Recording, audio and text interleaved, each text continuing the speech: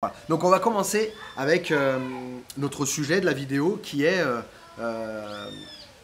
ce qui se passe en dehors du tatami est plus important souvent que ce qui se passe sur le tatami. Alors bien évidemment, il faut s'entraîner, il faut être présent sur le tatami, il faut être focus, etc., etc. Mais en fait, si vous pensez que au tatami, mais que vous oubliez complètement l'extérieur, un jour ou l'autre, vous allez devoir faire un choix entre payer vos factures ou vous entraîner. Parce que les sports de combat vont pas forcément vous aider à gagner de l'argent, vous faire gagner de l'argent.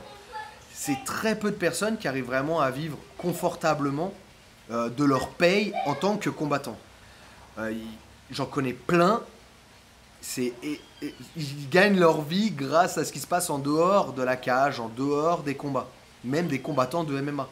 D'accord ? Donc il faut arrêter de penser « Ah, je vais gagner ma vie avec ça ». Oui, peut-être. Mais avant ça, il faut vous donner les chances de pouvoir continuer le plus longtemps possible. Et pour ça, il faut construire votre carrière en travaillant sur l'extérieur du tatami. Ça, à quel moment le faire ? Déjà régulièrement. Ok, en dehors des cours, il faut être là à travailler dessus. Donc peu importe la direction que vous voulez prendre, ça peut être un travail avec 15 heures par semaine, un 35 heures par semaine si vous voulez être compétiteur, c'est compliqué, mais c'est possible. Voilà, il y a des boulots où il n'y a pas forcément besoin d'être présent toute la journée, où on peut s'absenter régulièrement tant que le travail il est fait. Il y a de digital par exemple, où on peut aller... on peut travailler dans le digital pour pouvoir, je sais pas, vendre des produits, vendre des services ou vendre des choses. Bon, voilà, il y a plein de possibilités, mais ça, il faut le faire parce que si vous ne le faites pas, un jour ou l'autre, vous allez devoir choisir entre vous entraîner ou travailler. Alors qu'au début, quand nos factures, elles sont encore, on va dire, basses, quand on n'a pas vraiment des grosses dépenses, on vit encore chez papa-maman ou voilà, on vit tout seul, on n'a pas d'enfants. Eh bien, on n'a pas besoin forcément de gagner énormément d'argent. Du coup, c'est jouable avec un salaire, un petit salaire. D'accord ? Donc, voilà, c'est vraiment important. Et ces moments-là, ça peut être au moment, donc, voilà, dès que j'ai fini mon entraînement, au lieu de rester 1h30, 2 heures dans le club, bah, je prends vite ma douche, je m'habille, je rentre chez moi ou je vais travailler sur mon projet.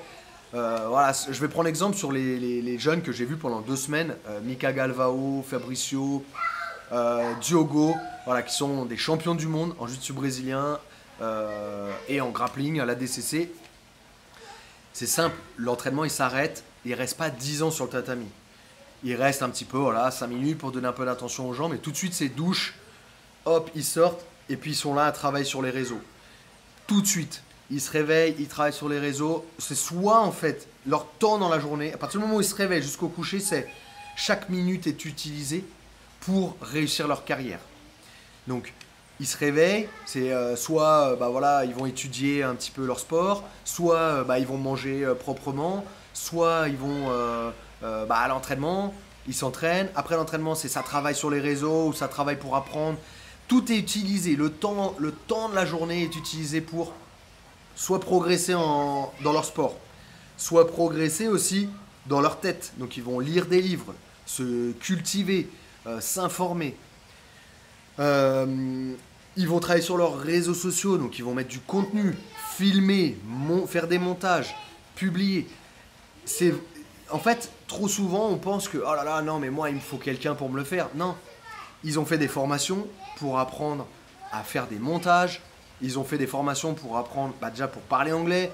Et donc, ils sont formés à parler anglais. Ils sont formés pour savoir comment publier sur les réseaux sociaux, etc., etc.